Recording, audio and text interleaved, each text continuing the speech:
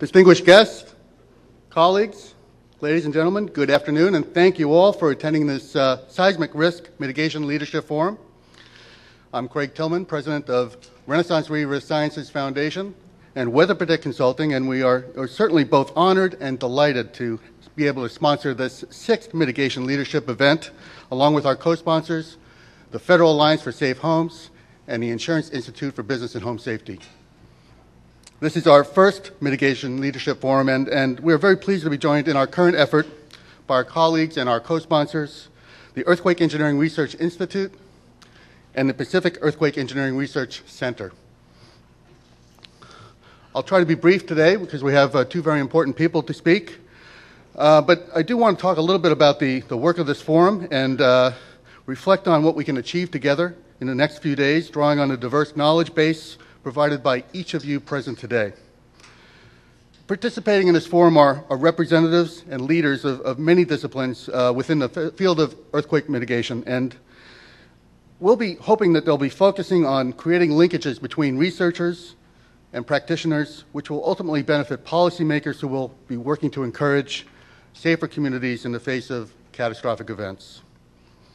You know, as with all forums that we sponsor, we don't charge anyone to attend, and we don't pay any speakers to present. All the speakers here and forum delegates are donating their time to further a productive mitigation dialogue. We never script the forums, and we absolutely encourage an open, honest debate and sharing of views. We only ask that you respect others' opinions and backgrounds and as we seek the best path forward.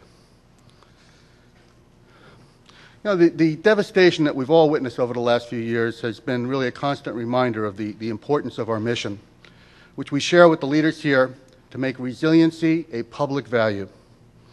The series of forums has actually been an evolution for us, and as well the disaster preparedness community. We've discussed mitigation initiatives for many perils, but our meeting here in California is intended to recognize this state for its leadership in the science of seismic mitigation, and also to say more needs to be done in our California communities to make ourselves earthquake resilient. We're also here to ask leaders to reach out to other states to help in their application of seismic mitigation measures by leveraging your experience. You know, as we begin to reinvest in this economy, this is an opportunity for California to be a leader and create its next Silicon Valley. Instead of one exporting high-tech computers and software, one that exports knowledge and technology towards seismic risk mitigation. Now, I don't think we could have better individuals here today to open this forum and emphasize the urgency for coordinated earthquake science aimed at making people safer. You know, it goes without saying, I'm personally quite honored to introduce both of our esteemed guests today, Mayor Edwin M of the City of County of San Francisco, and Mayor Jean Quan of the City of Oakland. And I think it's fitting to underline the necessity for collaboration towards mitigation for the leaders of San Francisco and Oakland, two cities that are forever linked by earthquakes, to be with us here today. You know, as the New Bay Bridge nears completion, these two individuals have been actually building their own bridges between many Bay Area communities. Both of them have made significant strides towards moving towards resiliency in the face of earthquake hazards. Now we'll hear from Mayor Lee first. Mayor Lee is really deeply engaged in the issues of seismic hazard and risk. As City Administrator, Mayor Lee has been working closely with the Department of Emergency Management to oversee San Francisco's disaster recovery and response planning efforts, engaging in many departments to coordinate post-disaster operations. And I do want to note that Mayor Lee has personally provided a lot of, shall we say, behind-the-scenes support for the recovery efforts in New Orleans, particularly in the Broadmoor neighborhood, I understand. And I'm sure this experience has prompted him to launch an innovative disaster recovery program that has evolved into the Disaster Resilient San Francisco Initiative. And we do applaud Mayor Lee's ongoing efforts, too, in his efforts to implement the recommendations of the Community Action Plan for Seismic Safety, recommendations that will certainly make the city of San Francisco more resilient in a major earthquake. After Mayor Lee, we'll hear from the esteemed Mayor of Oakland, Honorable Jean Quan. Mayor Quan deserves our program's, our admiration, I should say, as a leader who has implemented many different programs from community safety programs ranging from a focus on earthquake safety for schools to leading efforts in Oakland to pass legislation that encourages seismic strengthening for both single-family and multifamily homes. Mayor Quan has also traveled to Washington, D.C. to push hard, to personally lobby for more resources for seismic mitigation, and continues to be a very important political voice on this issue. And Mayors Lee and Quan have been colleagues and good friends for a number of years. And I think this has opened up and strengthened the relationship between these two great cities. In no small way, this is making real differences in regional politics. Actual collaboration is actually going on between communities that simply did not occur before. Their interest in being here today, together, is exactly the collaborative leadership we seek to build in this Seismic Risk Mitigation Leadership Forum. So it is then my honor and my distinct pleasure to introduce to you the Honorable Mayor of San Francisco, Edwin M. Lee.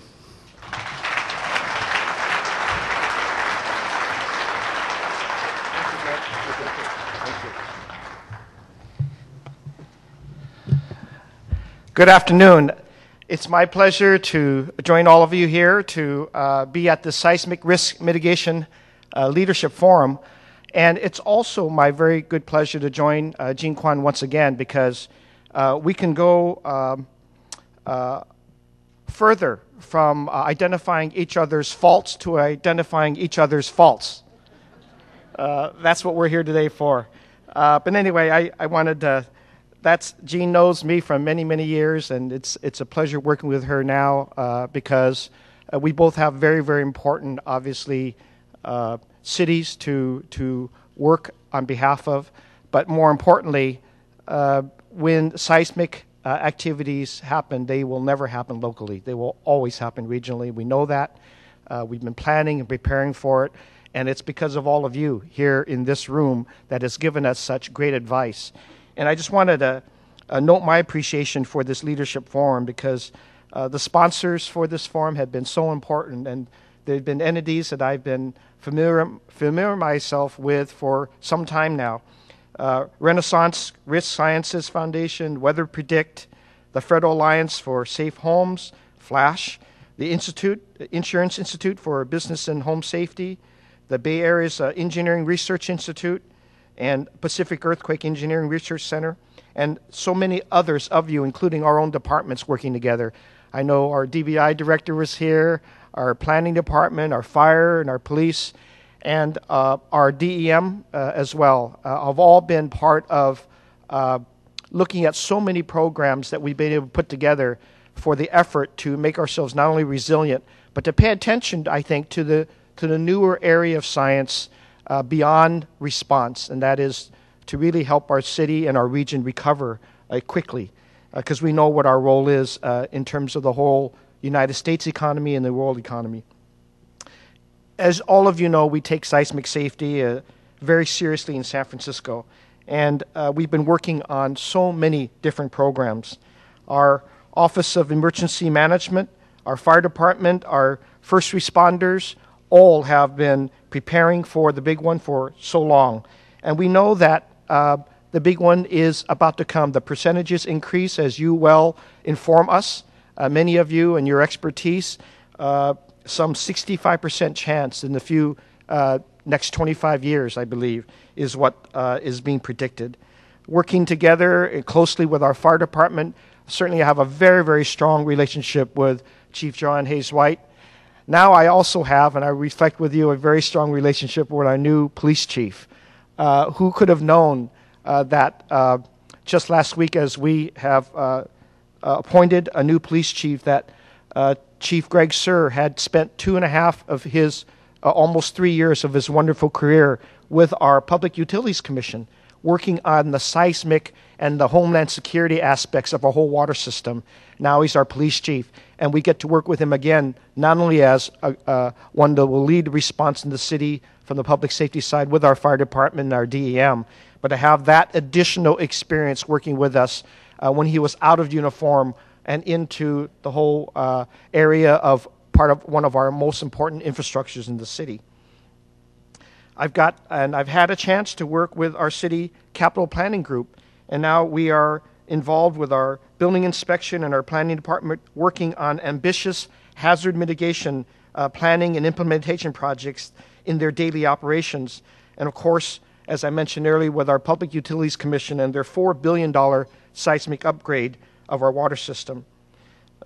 I've had a chance to work very closely with our city engineer and with Department of Public Works. And I know Fuad Swice is here today as our city engineer, and getting to work with him on performance-based engineering for all of our buildings and our infrastructure. That's been a delight to do. And then, as the most exciting part, working with people like Arietta Chakos, who's here today, and our partnerships with Harvard Kennedy School. We have been focused more and more with our DEM and our whole city family, our controller's office, people in finance, people in neighborhood empowerment networks to strengthen our neighborhoods to get them more prepared. And you use programs like NERT, but you go beyond NERT because NERT is still about response. And you go into using NERT to build neighborhood capacity. That's what we've been doing. That's what I've been doing all my life, whether it was on the civil rights angle, now it's on the emergency and earthquake and seismic retrofit and seismic preparation, is building the capacity of our neighborhoods. One lesson that I learned, and one lesson that I will never, ever forget, and now as the mayor of this city to get to emphasize, as I stood on the plains of the 9th Ward in New Orleans some years ago and watched how devastated that whole community was, and to make kind of a personal promise to myself that in any capacity that I served in the city, I would do my best to not abandon those neighborhoods that were the poorest, that were the most disenfranchised, and to suggest to this city that we have a better way of preparing ourselves, that we now have a chance to offer that relationship to make it stronger than ever, so that each neighborhood of our city will today have an opportunity to say, we will be here after the big event happens, and that not only are they welcomed, we are planning for their very existence, their survival, and their recovery. How does that kind of a message resonate today in all of the neighborhoods that we feel are abandoned, or they feel that they're abandoned by their local government? To suggest that we want them here, that we can build capacity today, and that they will be as much a part of our infrastructure and our planning as our best institutions, whether museums, libraries, schools. They are all a part of that fabric. That to me is exciting, and I actually get to do that as the mayor of San Francisco. To be able to have a community action plan for seismic safety, the CAPS program, begin to tell us or have told us where our most vulnerable buildings are, and to work on that today. And thanks to people like Mary Camaro and others who have been experts telling us that our soft story buildings, Lawrence Cornfield led that effort for us, and he's here with our DBI group really planning us to go forward on the soft story buildings and be able to make sure that we are paying attention to that. The financing is not yet there, but we will get there, and we will make sure that our soft story buildings don't hurt us, that we strengthen that, and we understand that that represents a lot of our vulnerable communities right there where our affordable housing is located. Our unique partnership with the Harvard Kennedy School is still helping us with our lessons learned from New Orleans. I still meet with Dutch Leonard, Professor Leonard, and Doug Allers, and city leaders occasionally to give them updates on our whole recovery program, our Resilient, and our Neighborhood Empowerment Network programs, and to continue getting updated about where we are at on the national level. And of course, we are still taking lessons from everything from not only Chile and New Zealand and New Orleans, but now the newest tragedies that have occurred throughout our country, the Alabamas, the North Carolinas, what they're doing to recover, and how we can learn lessons from those disasters as we focus on our seismic expectations here. I continue to pay a lot of attention to the very new seismic Lifelines Council that we created through my work in the city administrator's office. That Lifelines Council continues to be unique as it brings together all of our utility entities, agencies in the city, whether they be departments or in the private sector. bringing them in the same room and continue to talk about our gaps, about what we can recover, how we can recover quickly, whether it's our PG&E or our telecommunications or emergency coordination with our Public Utilities Commission, and having heads of our police and fire department there and our building inspection departments there, listening and understanding our role as the Lifelines Council continues to identify the things that we need to do today to strengthen our ability to recover quickly. All of these practices that we're doing, I can brag about them, but I tend to look at the work that they have to do in front of them more and more. So much work has to be done going forward.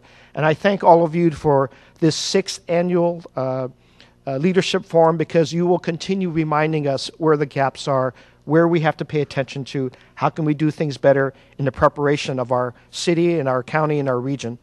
And it goes to show that while we do everything as locally as possible, I will continue paying attention to our regional effort here. And that's where Mayor Quan and Mayor Chuck Reed all are working closely. We are working at an unprecedented regional partnership that has never happened before. And I want you to know this because it's important that we repeat it. Mayor Quan, Mayor Reed, and I are closely bound with our preparatory work that we're doing. And we will not leave each other alone, because mutual aid between our cities and our counties is so important. And we are working today on the interoperability of our regional cities for the big event. We are setting ourselves up for success in the very first challenge that we have is getting interoperable communications up and running so that our local police and fire and emergency systems can communicate with each other's. And so when we've worked interoperability issues within our cities, we realized that wasn't going to be good enough. It has to be operating on a regional basis. We're committed to doing that, and already we're making critical financial decisions with our federal government and federal agencies to effectuate that. So I wanted to give you a glimpse of what was still on my mind as the mayor of this great city, is to embrace the work that you do, to take your advice as a leadership forum very seriously, and to give our whole city family and our regional family an opportunity to succeed. My goal ultimately is to work with you to not only reduce risk, but I think I can also effectuate a very significant reduction in fear itself. Fear of this earthquake impacting us in the most negative way.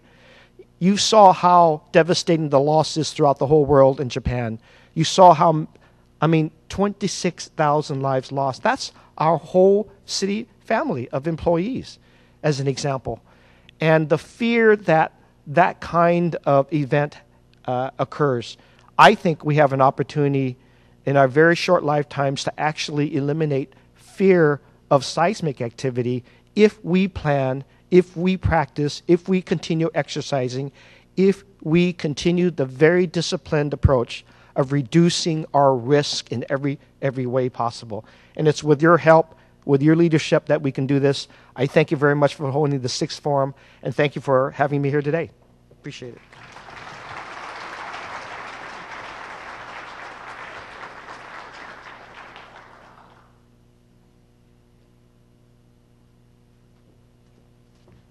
Good afternoon.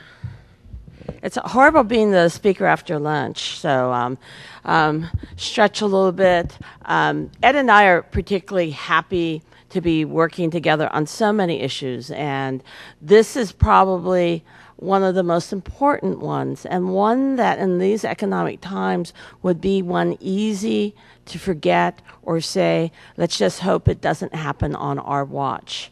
But the reality is we don't know when it's going to happen. I don't know about Ed, but I answer all those phone calls even in the middle of the night when it's the wrong number because I try to remember to charge and keep charged my satellite telephone in case the big one happens and all phones are down. We live with the fact that we might be in charge on the day that it finally happens, and we all hope that it doesn't happen, but we want to be as prepared as we can. as the introduction pointed out, this has been more than a passing interest for me. I can remember 20 years ago when I became a school board member in Oakland, and we had not had a school bond. We'd not repaired our schools in 20 years. And I said, so what about seismic issues? And the staff looked at me and said, Jean, you don't want to ask about that, because if you do the studies and find out which schools are in trouble, you don't have the money to fix it, and then we'll be sued. And I said, you know, if we don't fix it, our children could die.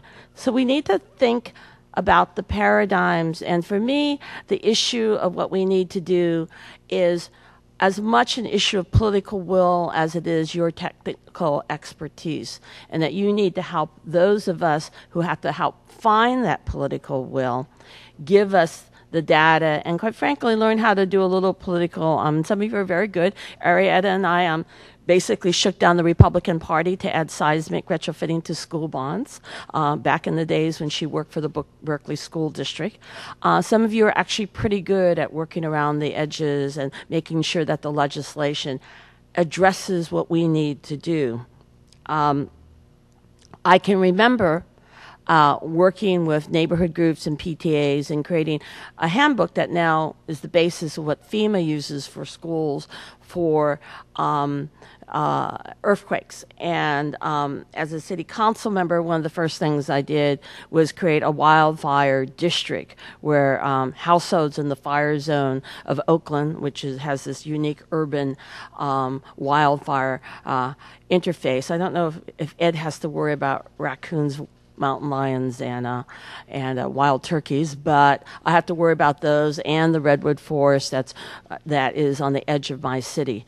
And we passed one of the, I think, the first wildfire districts in the state. We get, I should have put a cost of living increase in it. We get about $65 per household, and we use that to do vegetation management, have extra fire patrols during fire season, and to, right now we're mostly using it for an EIR, so that we can start building fire breaks in the hills and in other areas.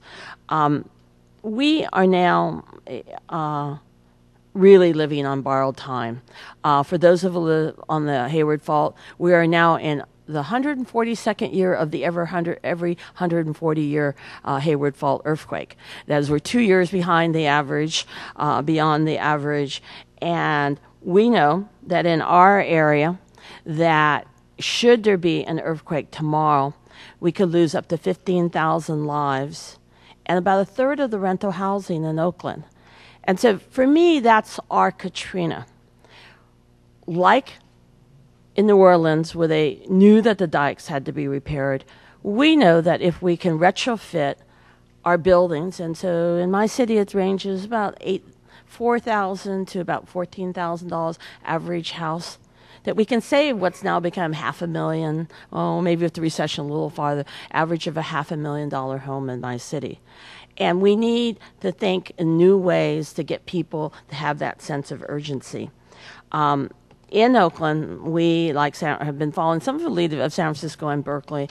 Recently, we had with the Association of Bay Area Governments, we walked through our most vulnerable areas, which in our areas is mostly around Lake Merritt and in the flatlands of Oakland, in the poor neighborhoods of Oakland, not unlike the situation in New Orleans. Most of the buildings that are vulnerable are apartment buildings. And we had groups of volunteer engineers basically look at buildings, and we established a list, and we've sent now to all the landlords of those buildings on a road. We're still roving through the list, but we're sending them a list, giving them 6 months to a year to do a study, a basic study to see if they are a soft story building, because most of our surveys were from the outside. And then the city council is going to have to decide whether or not we're going to move on a voluntary program or on a mandatory program like Berkeley, and move on this issue. And I just pray that we have enough time. Along those lines, we've undertaken a couple major statewide issues with ABAG and with our allies in Berkeley and San Francisco and other cities. We've been asking for clear seismic retrofitting standards. Now, why is that important? After Loma Prieta, a lot of people in Oakland got their homes retrofitted. The University of California did a study, and it showed that about 60% of those retrofits wouldn't meet the standards of what we consider a decent retrofit. So we've been nagging the legislature to develop some very basic standards. They have developed standards now for single-family homes, or have approved probably our standards or similar standards like it. They have not yet done it for soft-story buildings and multi-family houses. I know there are international standards, so there needs, I think, to be a political will to set those standards so that when people do spend their money, that it's spent well. We've also been trying to get more banks and lending facilities to encourage people to, when they get their mortgage for their new home, to include the cost of a retrofit. We in Oakland, before the economy crashed, put out about $500,000 of matching monies and grants for new homeowners that at the time that they bought homes, that we would give them up to $5,000 for a retrofit. The year before, I think we had 16 applications for retrofits. That year we had over 200. And it shows that if you can do that education campaign, give a little bit of incentive, that people will move when it makes sense, and particularly at the time that they're buying or refinancing their loan. What we're now mostly working on is to try to get the Obama administration and others to set aside pools of money so that people can get low-interest loans and or use the mechanism that some cities are using for solar energy to allow people to borrow the money and pay it back as part of their property taxes over a 20 or a 30-year period. That kind of program, I think, is critical, particularly now in the recession. And it's such a smart investment. Many, I don't know about you, I'm running an aggregated green buildings program through stopwaste.org in Alameda County, where people are retrofitting their homes for energy. So imagine spending $20,000 on a beautiful Oakland Victorian and then having it fall off its foundations. It would cost only about probably another $5,000 to $10,000 to moor that building onto its foundations. And so the city of Oakland, when we've taken houses that are foreclosed, et cetera, and that we've turned them over, we've required retrofits to be part of the turning over the building to the new homeowners. And I think that politically we're going to have to do more of that. And I'm going to just end with this. I was in Kobe, literally in Kobe, about to visit the Earthquake Institute on the night Katrina happened. And I remember sitting there and watching the fact that the search and rescue people didn't do any of the X's with the data. And I said, oh, damn, those houses are going to be stopped at again and again and again. And we knew that they were having a really hard time reaching everybody and searching the homes. And I too that night said, you know, if I ever am in charge of the disaster planning of the city, that I'm going to make sure that we do a couple things, and this is the things that I think we still need to discuss more. One of the things I learned from Kobe is that you can't just plan where we're going to put people interimly and think of it just as a structural issue. I had a long talk with a social worker who told me that originally they took all the seniors and moved them into the housing quickly because they wanted to take care of them. But what they learned is that, particularly in Japan, this is a society that's been stable for 2,000 years. When you uprooted those seniors and took them away from their families and friends, that they didn't do well. So that we're not just relocating people, we're relocating communities, living communities with ties, etc. And that particularly with seniors and with children, we have to make sure that we plan for that, because that is part of the texture of a community and a society. Oakland would not be Oakland if we lost all the people in West Oakland or along the estuary. The diversity of Oakland is not just our 128 languages, but it's the fact that it's a city where rich, working class and poor people and new immigrants can live side by side. So to me, I think a lot about that. How am I going to make sure that with 128 languages, that I'm going to make sure that different groups that have come here, the latest group is the Bhutan community, and the little girl from Bhutan just won the Oakland Spelling Bee contest. There's 700 of them. How do I make sure that they're well taken care of? The second thing that I really think that we have to think about as planners and as people who are looking at the future is to make sure that we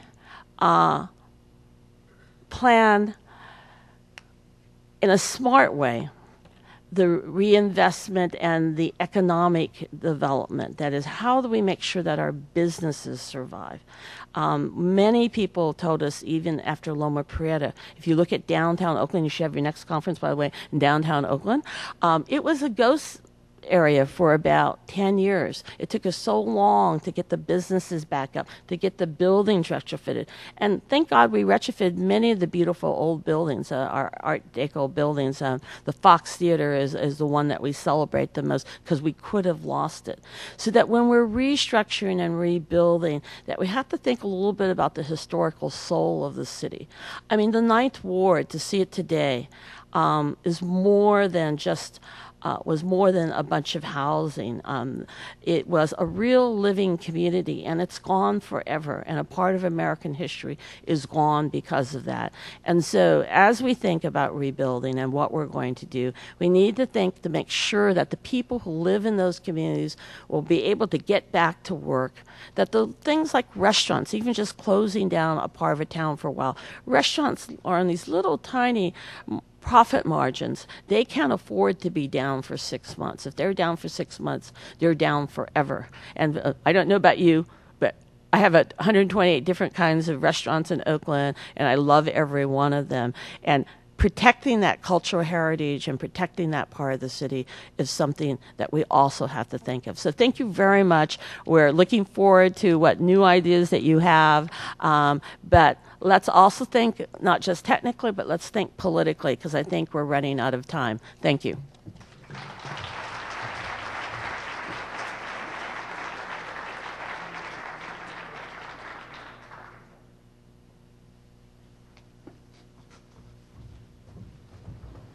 Thank you very much, Mayor Quan and Mayor Lee. We certainly appreciate you taking the time out of your busy schedules to be here with us. We got you a small gift, just for Another one for my other car. just in case. Very nice. And thank you very much. Thank you. Thank you. Thank you.